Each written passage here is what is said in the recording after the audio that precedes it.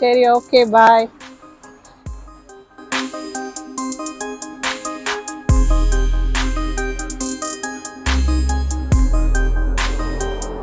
இன்னைக்கு கிளைமேட் நல்லா இருக்கு.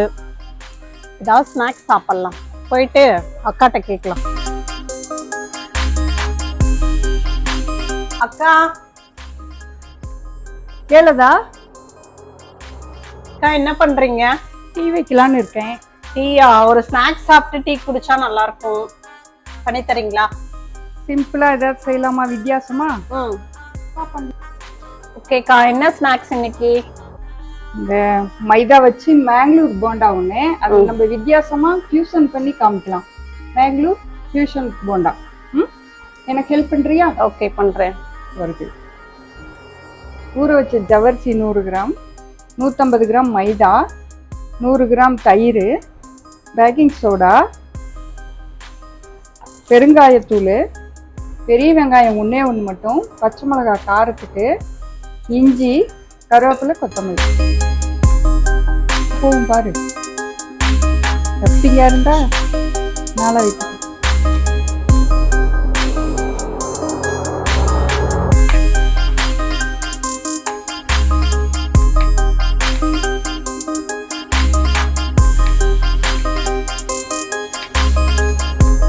மாவு ரெடி பண்ணிக்கலாம்.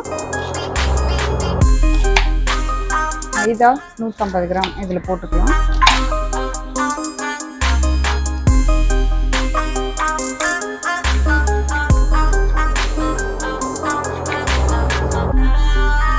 தயிர் லைட்டாக புளிச்ச தயிராக இருந்தாலும் பரவாயில்ல.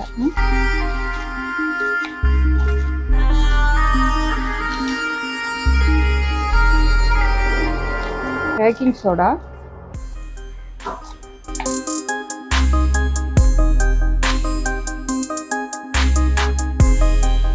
பெருங்காயத்தூள், உப்பு தேவையான அளவு போட்டுக்கோங்க.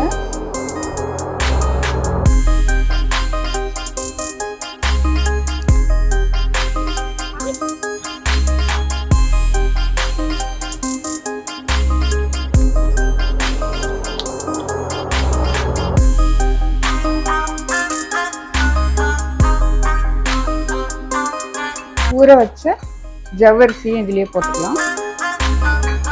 போட்டு நல்லா கலந்து விட்டுக்கலாம். பாருங்க, இதுல தயிர்ல இருக்கிறது, ஜவ்வரிசியில் இருக்க அந்த ஈரப்பதமே போதும். தேவைப்பட்டா தண்ணி கொஞ்சம் தெளிச்சுக்கோங்க. மாவு கொஞ்சம் கெட்டியாக தான் இருக்கணும்.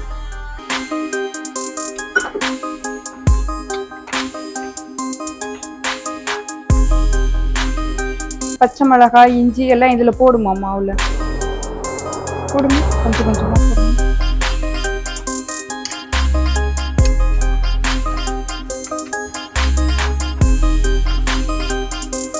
உருட்டி போடுற அளவுக்கு பதமா பிசைஞ்சுக்கோங்க. ரொம்ப லிக்விடா வேண்டாம். இதை நல்லா மூடி வச்சிருங்க. பிசைஞ்ச மாவை 10 நிமிஷம் ஊறட்டும். எண்ணெய் ஃபர்ஸ்ட் காய வச்சுக்கலாம். கொஞ்சமா மாவு இப்படி போட்டு பார்க்கலாம். போட்ட உடனே மேலே எழுந்து வந்தாக்க எண்ணெய் காஞ்சிச்சுன்னு அர்த்தம். இப்போ போண்டா போட்டுக்கலாம்.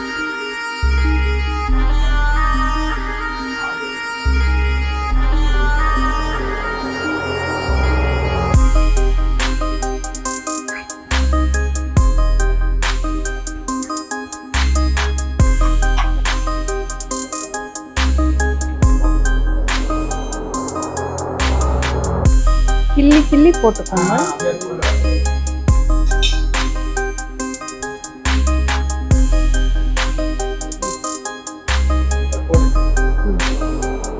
எண்ணெய் வடிகட்டுறதுல போண்டாவை எடுத்து போட்டுக்கோங்க. மொறுமொறுன்னு சுவையான போண்டா ரெடியா இருக்கு. டீ காஃபியோட சர்வ் பண்ணுங்க.